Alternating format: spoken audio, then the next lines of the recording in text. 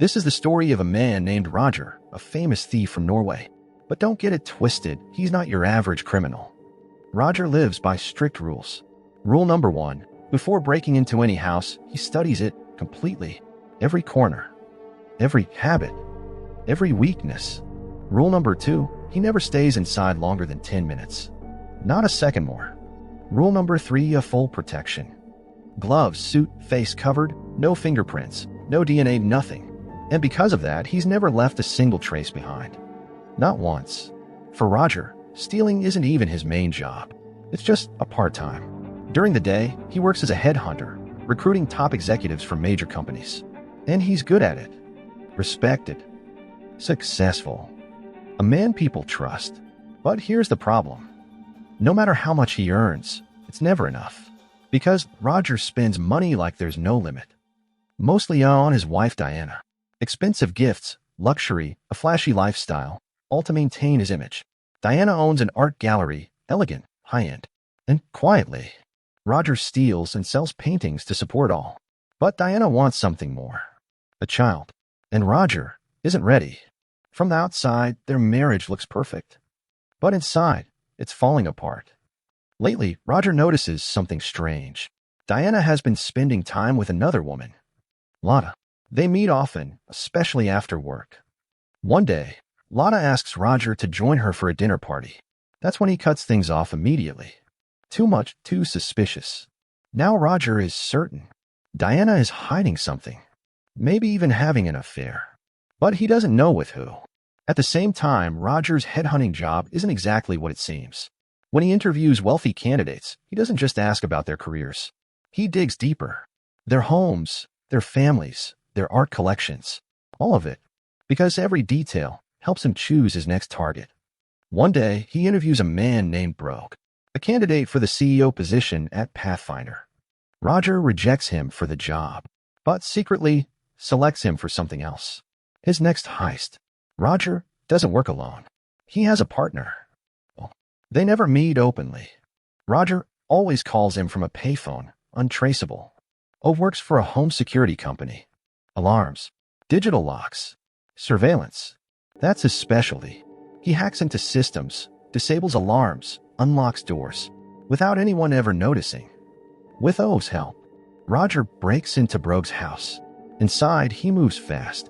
He takes the original painting and replaces it with a perfect fake, printed with such precision, no one can tell the difference. 10 minutes. That's all it takes. Roger is out. Ove locks everything back up, wipes the system logs, erases every sign of entry.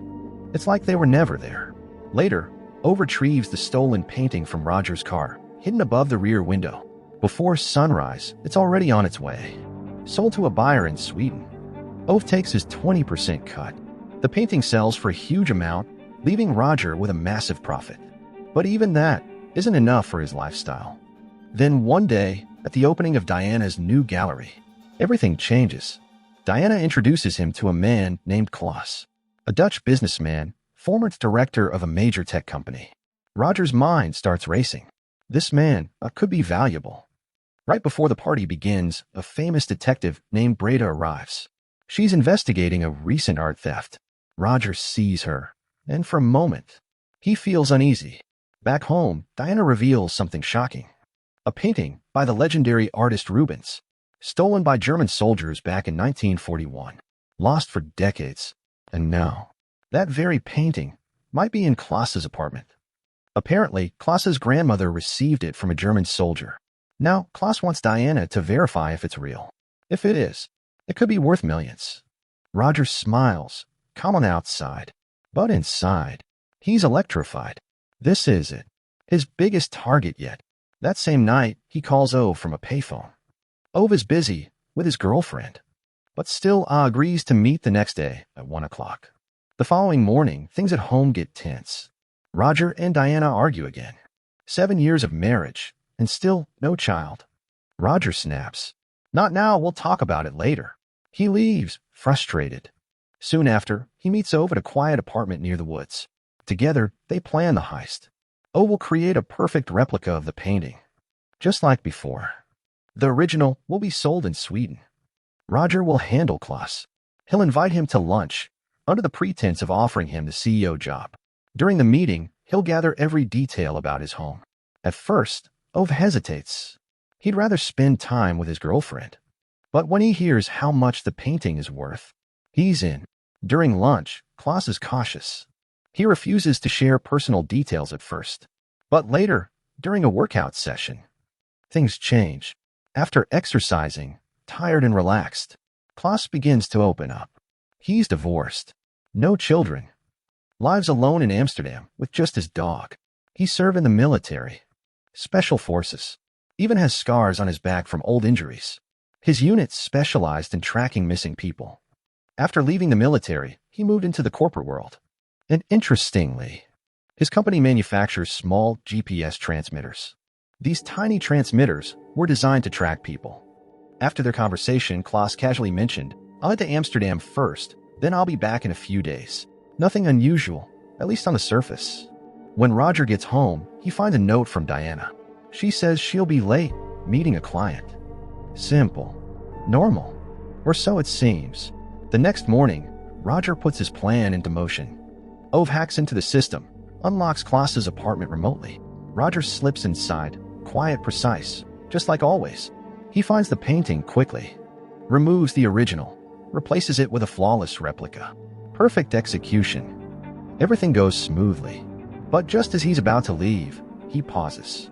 Outside, he notices little girls playing, laughing carefree. And suddenly, Diana comes to his mind. Her wish to have a child. For a brief moment, he feels something deeper. Something human. He immediately calls Diana, completely unaware that his world is about to collapse. When Roger walks back into the bedroom, he freezes. Diana's body, lying there, lifeless. In that moment, everything clicks. His worst fear confirmed. Diana wasn't just hiding something. She was having an affair with Klaus.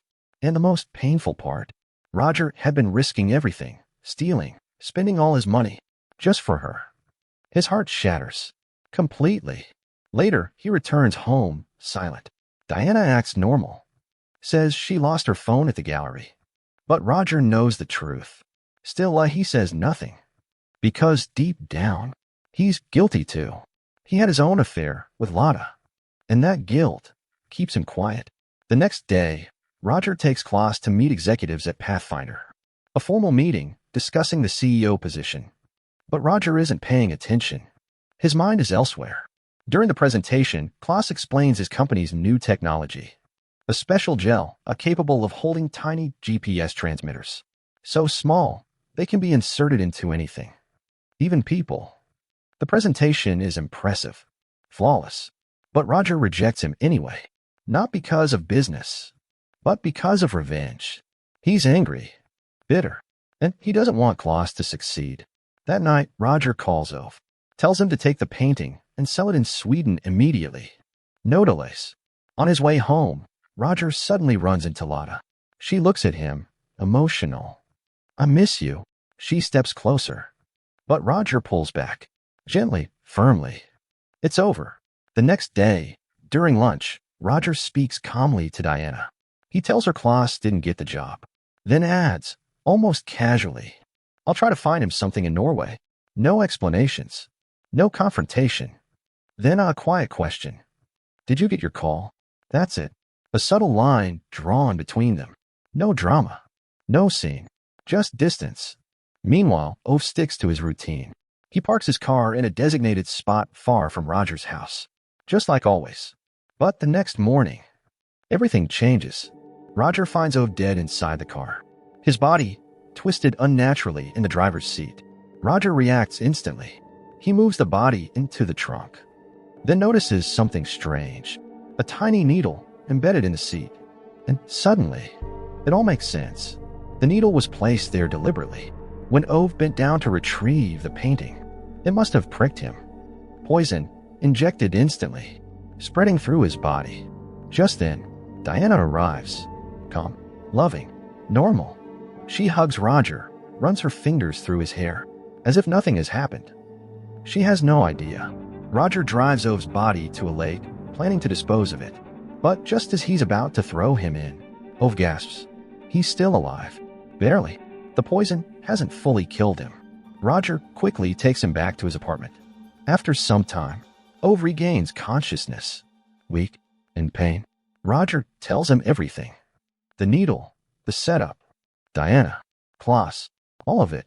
Ove is suffering. Desperate, he begs to be taken to a hospital. But Roger refuses. Going there would expose everything. Their crimes, their identities. Instead, Roger tries to help him himself. He gives him milk, hoping to slow the poison. Grabs a weapon, just in case. But the situation spirals. Fear, pain, panic. Ove loses control. He points a gun at Roger. They argue, voices rising, tension exploding, and then a gunshot. Roger pulls the trigger. Ove drops dead, this time all for real. At the same time, Klaus is busy with his own plan. He's tracking someone.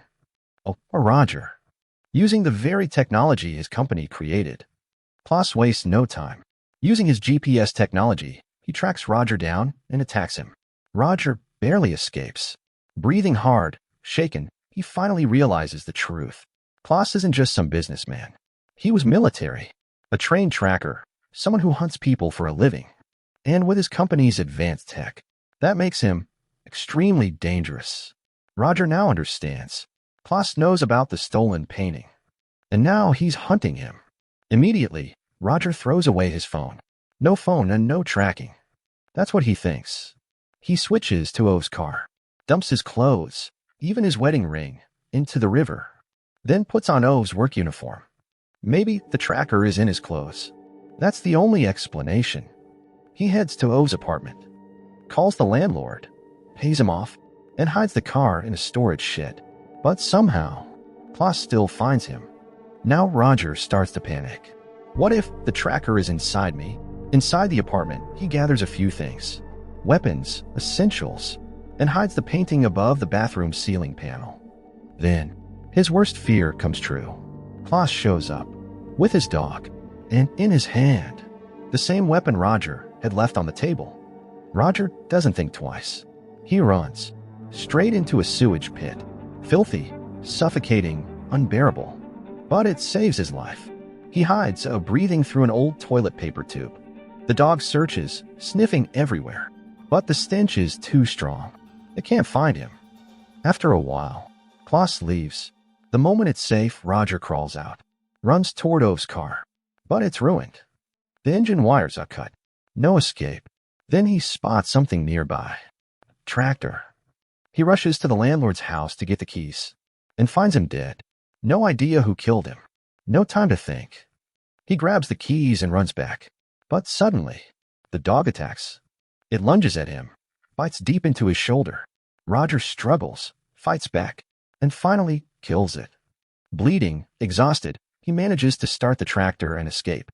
But luck isn't on his side. In the chaos, the tractor overturns. A car passes by. The driver sees him, covered in blood and filth, and rushes him to the hospital. When Roger wakes up, he's bandaged, weak, barely holding on. A nurse brings him food, but something feels off. 2 police officers standing guard outside his room. Roger thinks fast. He slips out, hides inside a storage room, leaves the door slightly open to make it look like he already escaped.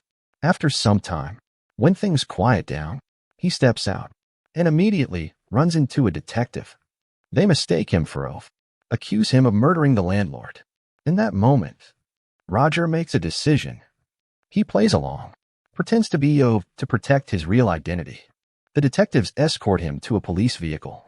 On the way, one officer steps out, trying to stop a speeding truck. And suddenly, something clicks in Roger's mind. Klaus's presentation, the gel, the tiny GPS trackers, hidden anywhere. Then it hits him. The tracker was in the hair gel Diana applied before leaving. That's how Klaus has been following him. Roger tries to warn the officers, but it's too late. The speeding truck crashes straight into their car. The impact, violent, devastating. Moments later, Klaus steps out of the truck, walking toward Roger, ready to finish it. But Roger doesn't move, completely still, like a dead man. Klaus watches, then turns away. He thinks it's over. and leaves.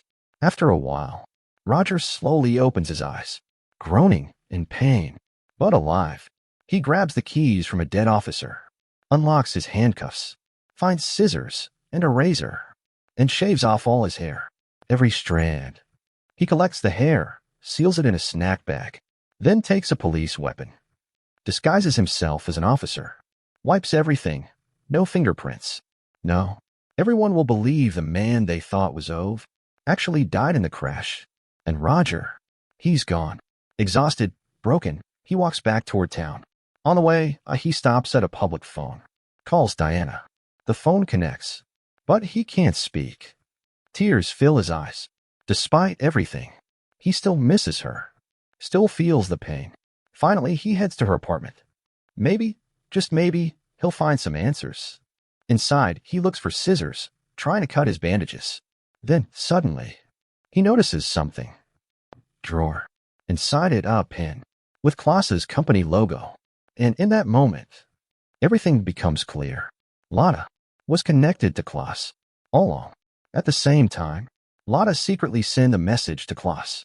Roger is here. But Roger moves fast. He catches Lotta before she can do anything else, grabs her phone, and forces her to tell the truth. Terrified, she breaks. Everything spills out. Klaas never left his old company. He's still working for them. His mission? Infiltrate Pathfinder and steal their new technology. Lotta's role was simple. Get close to Roger, become his lover, gain his trust, then introduce him to Klaas. But when Roger ended things with her, Klaas changed the plan. This time, he targeted Diana. He used the story of the painting to get close to her. Slowly, carefully, he manipulated her, made her believe he loved her. But in reality, his real target was always Roger. He wanted Roger to appoint him as CEO of Pathfinder. That was the goal. But when Roger rejected him, Klaas snapped.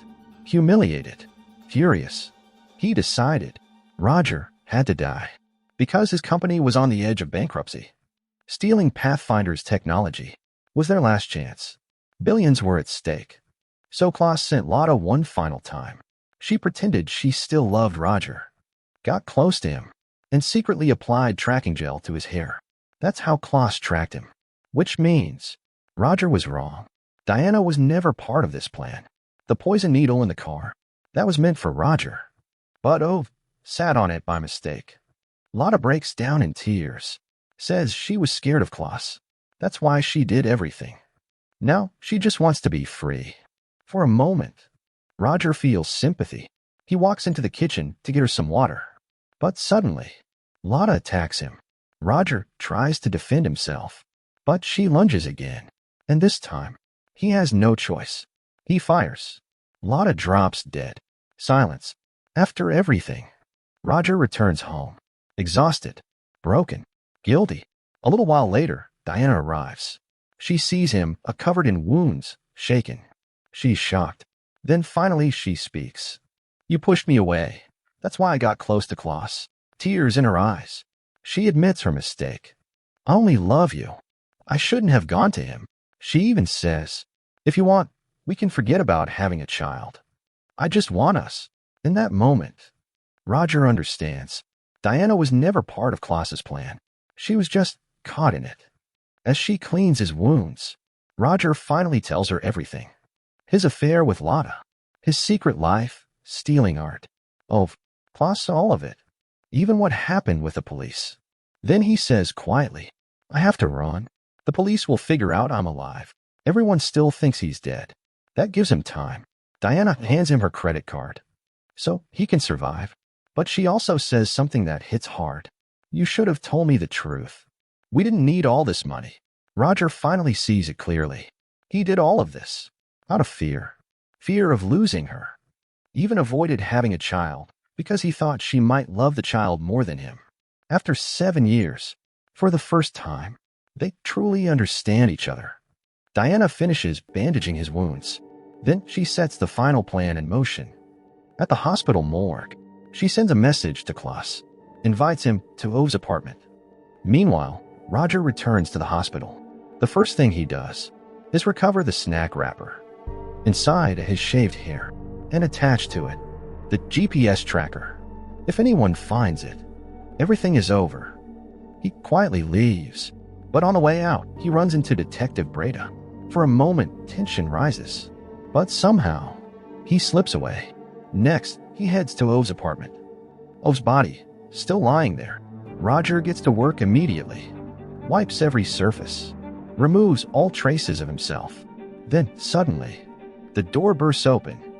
Klaus walks in, gun in hand, aiming straight at Roger. But this time, Roger is ready.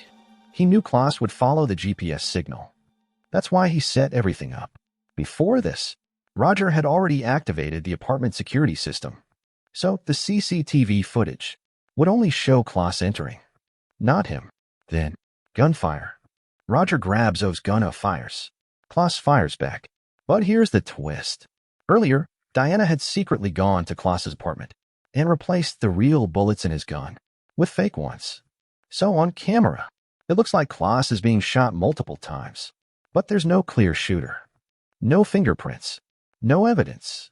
Just Klaus dying while committing a crime. Perfect. As soon as it's done, Roger leaves, meets Diana. They get into the car and drive away. Later, Roger explains everything. How he tied up every loose end. The gun used to kill Lotta, he cleaned it and placed it in Ove's hand. So the police would believe Ove killed Lotta, and the same gun Klaus used. Links everything together. Now the story is clear. Ove and Klaus were partners in art theft. Something went wrong. They fought, and both died. Even the landlord's murder fits into the same chain. Every detail are perfectly aligned. There's just one problem. The time of Ove's death doesn't match Klaus's. So Roger takes one more step. He uploads CCTV footage of Ove's apartment online. Footage showing only Klaus. He knows Detective Breda's reputation. If this case drags on, it could damage her image. So the simplest story becomes the official one. Two criminals, a fight, both dead. Case closed. Roger's plan works perfectly.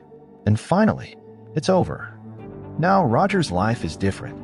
Calm, quiet, real. He and Diana truly understand each other now. Their relationship stronger than ever. Soon after, Diana becomes pregnant. They sell their big house, move into a smaller one. Fresh start, a new life, and for the first time, no lies, just the truth.